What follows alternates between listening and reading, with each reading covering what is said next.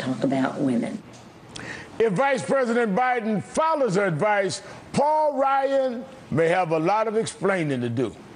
Joining me now is Zerlina Maxwell, political analyst and contributor to The Griot, and Laura Bassett, a journalist who covers women's issues for the Huffington Post. Thank you both for your time. Thank you. Thanks for having me. Laura, let me go to you first. Will Paul Ryan defend his record on women's rights tonight? I think that Joe Biden learning from President Obama's poor performance in the debate is definitely going to bring up women's issues, and I think that Paul Ryan will have some explaining to do. Of course, there's his record on abortion and contraception, his 59 anti-choice votes. I think also wanting to turn Medicare into a voucher program. You know, that's a big women's issue. The majority women outlive men, and so Medicare disproportionately helps women. Wanting to repeal Obamacare, that's going to be a problem for women. So I think that Paul Ryan is definitely going to have to answer to some of these issues that are extremely important to women. Now, Zerlina, on the other side of this, you have Vice President Biden, who's on the trail, very often touted his record on women and the president's. Watch this.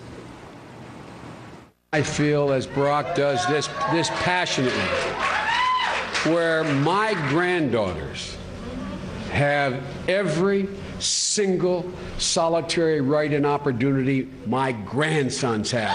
Every single one. Where they're equal pay for equal work. Where we make sure women are elevated, control their own bodies, have control over their own destiny. A lot of passion backed up by a record in terms of his own career and voting and his own advocacy. Yes, I think Vice President Joe Biden is the perfect spokesperson tonight in the debate to talk about women's issues, because he was the original author of the Violence Against Women Act, which still has not been reauthorized a year later, and Paul Ryan voted against reauthorization. And so Biden is the perfect person to call Ryan out for his anti-women views and talk about who Paul Ryan's friends are. Why are you friends with Todd Akin and Roger Rivard? Why are you friends with rape apologists? I mean, that's what we're talking about. Who is the real Paul Ryan here? Are you anti-women, or are you for women and women's rights? Laura, talking about Todd Akin that Zerlina brought up, here's how Ryan responded to Todd Akin's, quote, legitimate rape comments. Watch. His statements were outrageous, over the pale. I don't know anybody who would agree with that. Rape is rape, period, end of story. Outrageous, over the pale. Doesn't know anyone that would agree with that. But Paul Ryan himself has tried to redefine rape.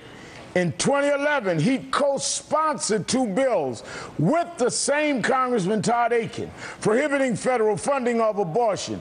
Those bills restricted the definition of rape.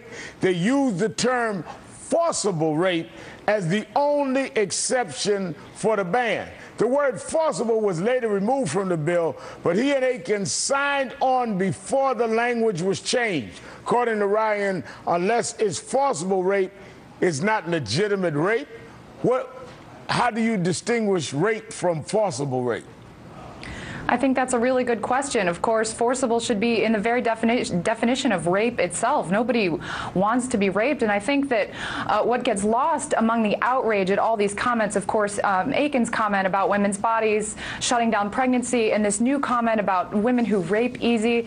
The comments are obviously offensive and outrageous, but I think what's more troubling is the policies that sort of subscribe to this belief that women can't be trusted when they say they've been raped. Either they're too stupid to know they've been raped, or they're lying and saying they've been raped, and that's why you need to sort of categorize forcible versus whatever else whatever other kind of rape they think that there is. I think that what's really going to be telling is whether these congressmen who have made these comments are going to get reelected now that people know how they really feel about these issues. Zerlina, is that the reason when you hear her say whether they're going to get elected? Look at the polls. Is that the reason you see the president leading Romney among women in Virginia? He's among women voters in Virginia, 16 points up over Romney, the president is. He's 12 points up in Ohio, 13 points in Florida, 10 points in Wisconsin, 6 points in Colorado among women voters in those states, key swing states? Yes, it's not only rape that we're talking about. I think that offends anyone, whether you're a woman or a man. But contraception is a huge issue. I mean, that's an economic issue that has changed society in many ways. And so women's access to contraception is the #1 factor, and it allows us to go from second-class status to first-class status. It allows us to make decisions and have autonomy not only over our bodies, which is rapists take that away when they engage in such horrific acts, but also autonomy over our decision and as far as our career path and family planning.